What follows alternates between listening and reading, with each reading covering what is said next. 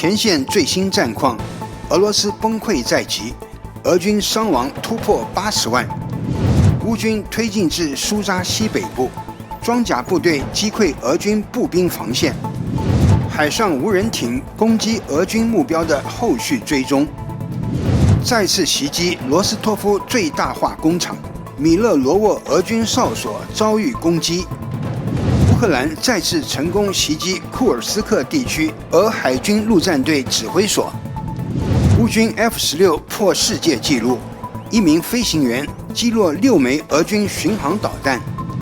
3路进攻，乌军势如破竹反攻库尔斯克。俄军无人机全体趴窝，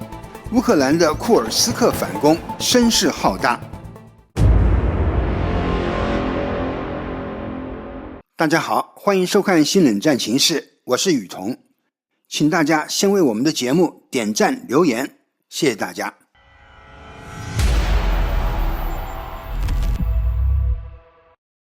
2025年1月7日，俄乌战争进入第1049天。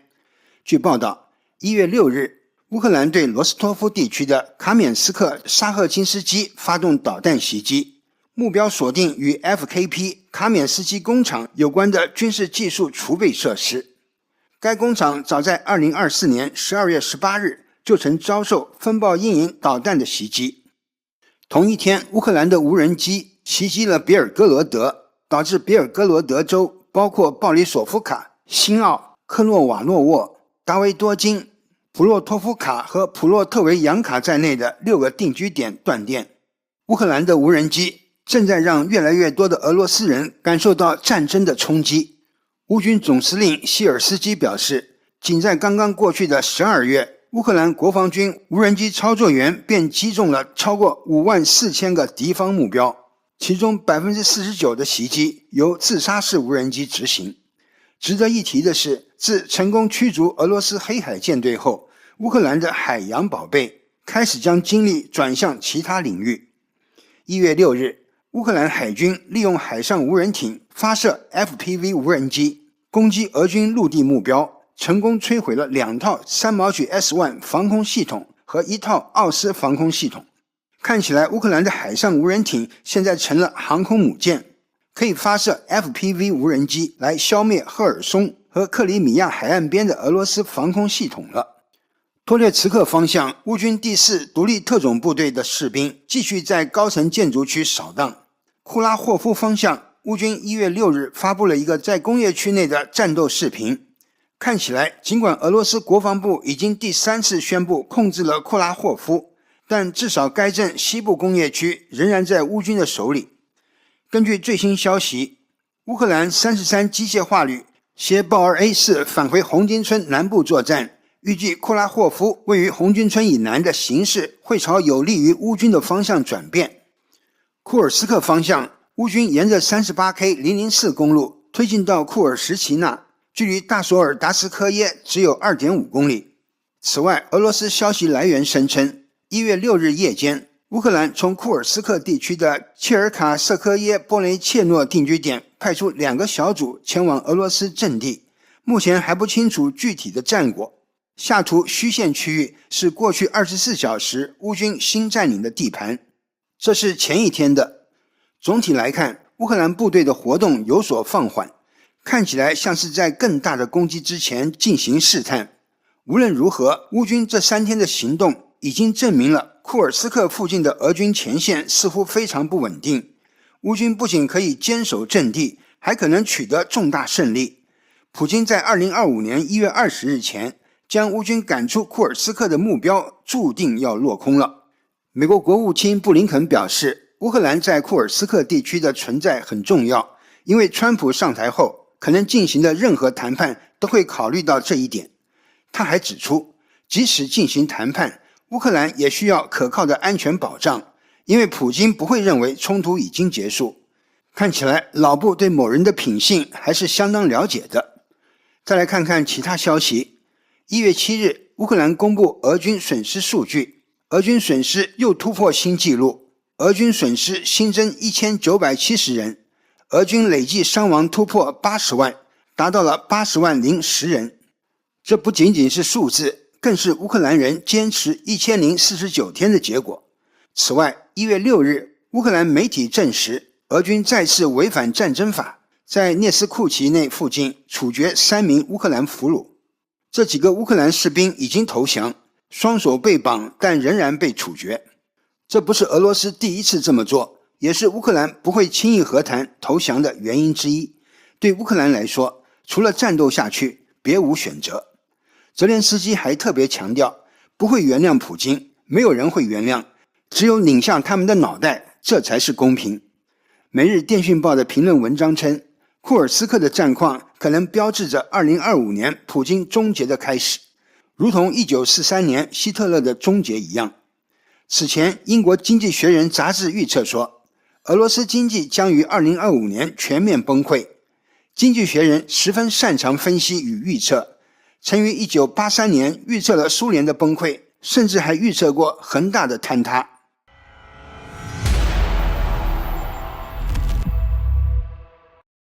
军事咨询公司 Defense Express 的董事 Sergei Ziguras 1月7日通告说，库尔斯克地区的乌克兰武装部队已经推进到苏贾西北部，并在新地区站稳脚跟。Espresso 对此进行了报道。敌人将试图增加对进行反击行动的乌克兰部队的压力，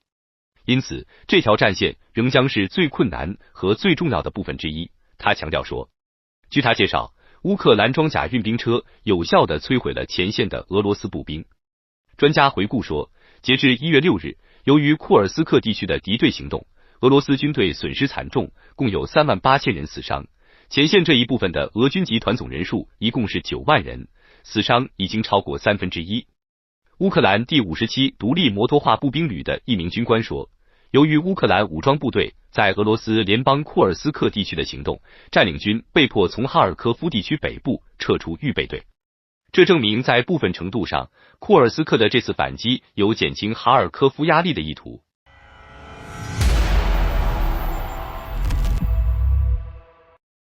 1月6日，乌军海上无人艇再次袭击克里米亚的俄军海岸防空系统。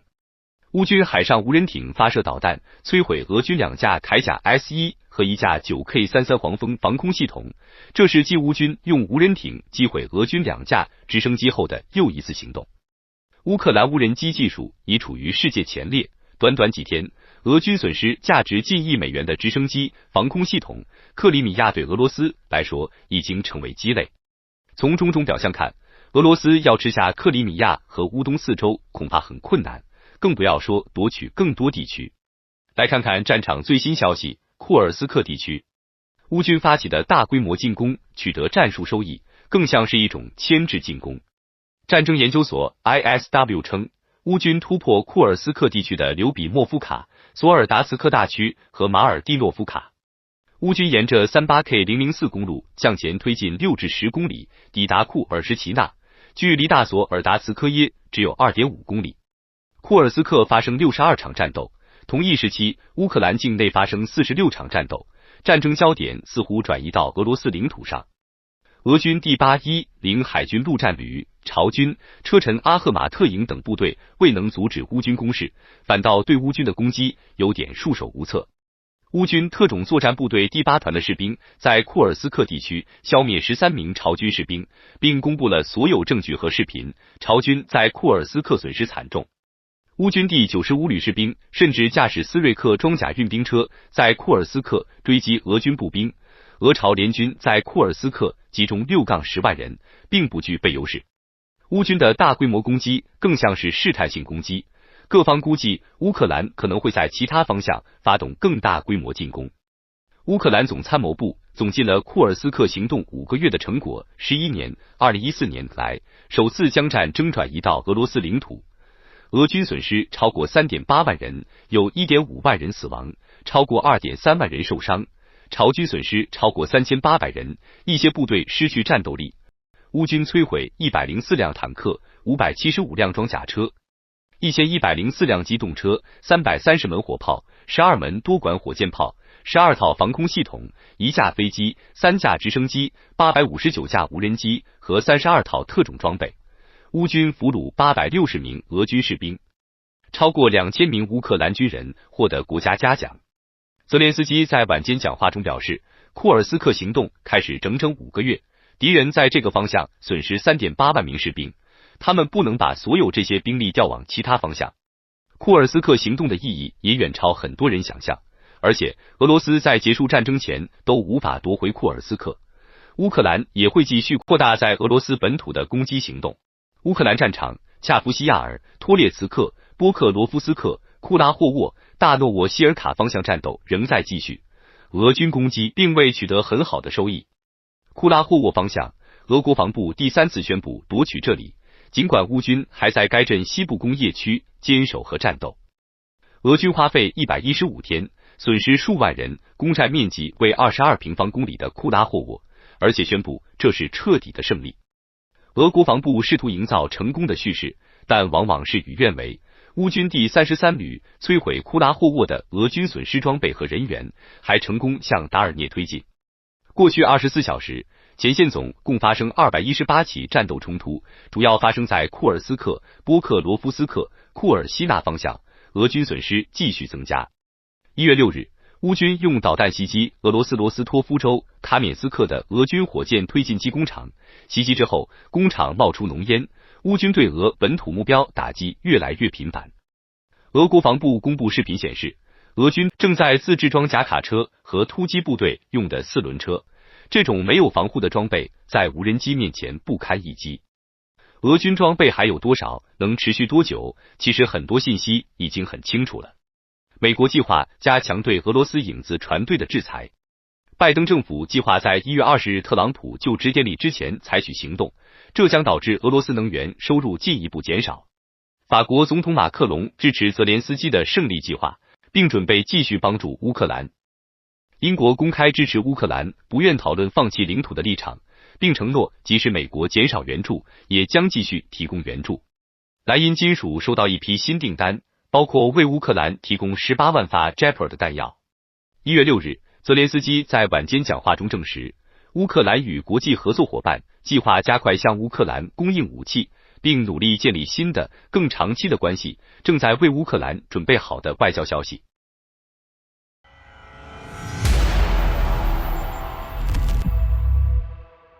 在2025年，乌克兰再度升级了对俄罗斯的罗斯托夫地区的打击。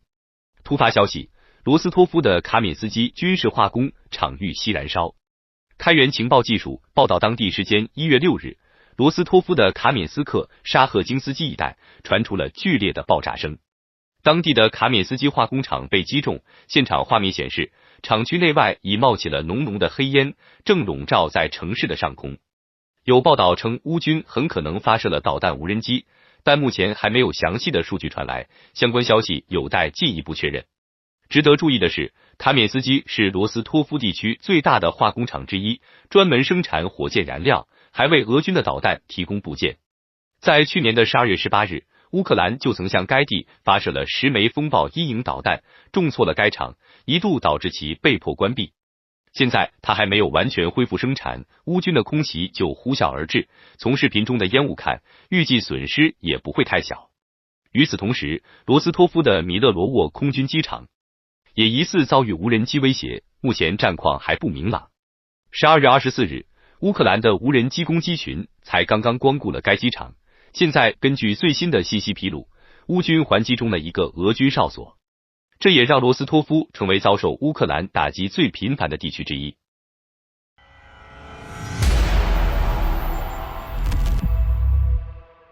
2025年1月7日，乌克兰武装部队对比拉定居点库尔斯克地区的俄罗斯联邦武装部队第810独立海军陆战队旅指挥所发动了高精度打击。这是由乌克兰武装部队总参谋部报告的。值得注意的是，这次袭击是正在库尔斯克地区进行反攻的乌克兰国防军部队作战计划的一个组成部分。乌克兰武装部队将使用一切可用手段摧毁威胁乌克兰公民安全的俄罗斯联邦武装组织，总参谋部强调。1月5日，乌克兰军队再次在俄罗斯库尔斯克地区和多个地区同时发动攻势。在库尔斯克地区，乌克兰武装部队开始启动之前，俄罗斯联邦库尔斯克地区利戈夫市第810独立近卫海军陆战队旅的指挥部就已经被乌军导弹击中。据报道，敌人的军官损失惨重。这一次，乌克兰故技重施，又袭击了库尔斯克地区马里诺的俄罗斯军队指挥所。在本次袭击中，2名俄罗斯中校瓦列里·杰列先科和帕夫洛·马列茨基被导弹击毙。俄军不是不吸取教训，而是实在防不住乌军的精确定点打击。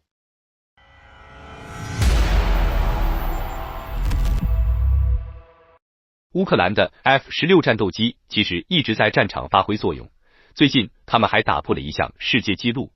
据悉，乌军的一架 F-16就在空战中击落了6枚巡航导弹。图片报援引乌克兰空军发言人伊格纳特的话证实，在去年12月13日的基辅防空战中，光一架 F-16就创造了这一战绩。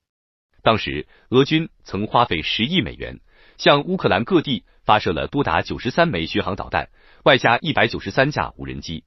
但大部分空袭都被乌军有效拦截。乌克兰总参谋部曾发布报告称， F-16战机在此次防空战中一共击落了11枚导弹。现在他们根据他们的最新披露，其中有6枚巡航导弹更是直接由一名飞行员击毁的。伊格纳特进一步表示，战斗中该飞行员共发射了4枚空对空导弹，还使用战机本身的机炮就击落了2枚导弹。这也刷新了单架 F-16战机击落巡航导弹数量的世界纪录。而这一切都是由乌克兰的飞行员完成的。实际上，乌军自从拥有 F-16后，制空权已发生了很大的变化，并不是像俄媒宣称的那样 ，F-16的到来毫无作用。早在去年11月底，乌军的 F-16就连续击落了10个空中目标，而在战斗激烈的12月，更是击毁了更多的俄军导弹。尽管在早期，乌克兰飞行员对驾驶 F-16还不熟悉，曾发生了机起事故，但如今他们的技术已越发娴熟。与此同时，在前线 F-16也为乌军的反击提供了空中威慑，许多次对俄军指挥中心和后勤基地的打击都有 F-16在后方助力的影子。而俄军的战机随着 F-16的到来以及乌军远程导弹限制的解除，也大大减少了空袭次数。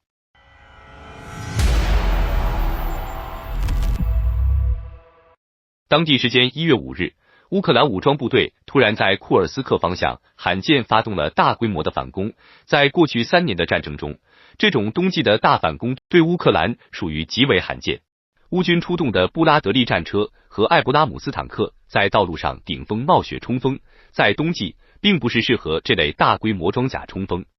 当然，现在因为川普的当选，乌俄双方都在争取1月20日前把更多的对方领土收入囊中，以在未来的谈判桌上占据优势。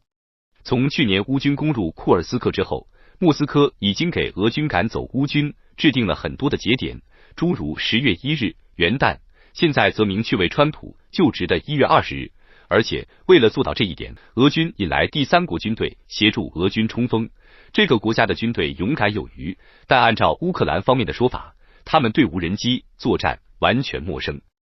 乌军的进攻兵分3路，在布拉德利及艾布拉姆斯等顶级坦克战车的掩护下，多个消息显示，乌军已突破至俄军防线后方5到8公里处，并在多个村庄与俄军展开战斗。乌军在拿下东北部贝尔丁农场后，开始对库尔斯克 Sajarkorsk 高速公路上的 Bolshu Soldatsko 发动重大攻势。俄罗斯人怀疑目标是库尔恰托夫的那座核电站，乌军在8月的进攻时就被怀疑要对这座核电站下手。乌总统办公室主任叶尔马克说，库尔斯克，好消息，俄罗斯得到了应有的回报。俄罗斯方面承认乌军发动了攻击。俄罗斯国防部称，已经证实了乌军在库尔斯克再次发起进攻的消息。乌克兰军队于莫斯科时间上午9点左右发动反击，以阻止俄军向库尔斯克方向的大进攻，进而在苏贾方向扩大控制范围。多个俄罗斯军事博主对乌克兰军队在库尔斯克地区再次发起进攻感到震惊，承认乌军取得了战术上的胜利。没有料到乌军会这么做。除了先进的坦克装甲车，乌军大量的战斗无人机也加入战团。俄军博主 Flighter Bomber 承认，乌军电子战能力强大超乎想象，以至于除了光纤控制的无人机，俄军的其他无人机完全无用。而俄军不得不求助于老式双筒望远镜进行侦察，因此再使用滑翔制导炸弹对抗乌军进攻时困难又不切实际。乌军反常的冬季在库尔斯克发动大规模攻势的行动目的很明显，既是向川普证明乌克兰的军事战斗力远胜过川普想要扶持其他欧洲国家来对抗俄罗斯，当然也是希望在川普未来的斡旋中有足够的筹码，让川普所说的24小时结束战争不是无牌可打。虽然川普希望充当的是斡旋者，但毕竟和乌克兰更近，川普要想让乌克兰尽可能获得谈判的优势和最终结果，乌克兰得拿出有效的筹码。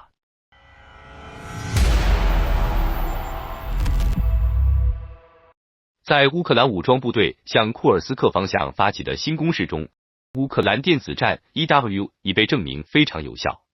Business Insider 1月6日参考了俄罗斯战地记者和军事博主的出版物，报道了相关情况。俄罗斯战地记者集中发帖子的主阵地 C 行动电报频道上许多帖子上写道，为了突破俄军的防御，乌克兰武装部队用强大的电子战覆盖了该的区，这使得我们的无人机难以升空作战。这并不是说他们在这个方向上没有遭到我们的抗击，但他们非常有效地利用了电子战。俄国记者 Rasvidos Advanced Gear 与 Equipment 频道在一份声明中说，